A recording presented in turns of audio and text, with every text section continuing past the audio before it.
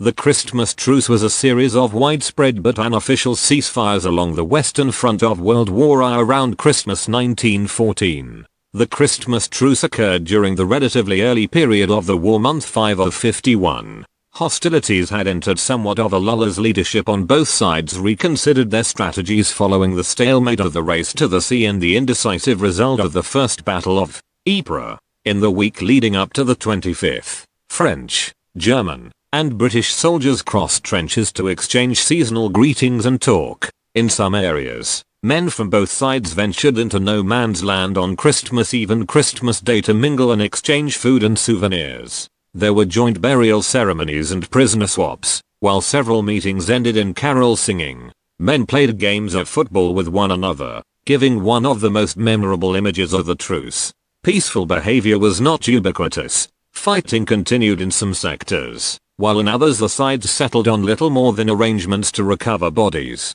The following year, a few units arranged ceasefires, but the truces were not nearly as widespread as in 1914. This was, in part, due to strongly worded orders from the high commands of both sides prohibiting fraternization. Soldiers were no longer amenable to truce by 1916. The war had become increasingly bitter after devastating human losses suffered during the battles of the Somme and Verdun, and the use of poison gas. The truces were not unique to the Christmas period, and reflected a growing mood of live and let live, where infantry close together would stop overtly aggressive behavior and often engage in small-scale fraternization, engaging in conversation or bartering for cigarettes. In some sectors, there would be occasional ceasefires to allow soldiers to go between the lines and recover wounded or dead comrades, while in others, there would be a tacit agreement not to shoot while men rested, exercised or worked in full view of the enemy. The Christmas truces were particularly significant due to the number of men involved and the level of their participation even in very peaceful sectors.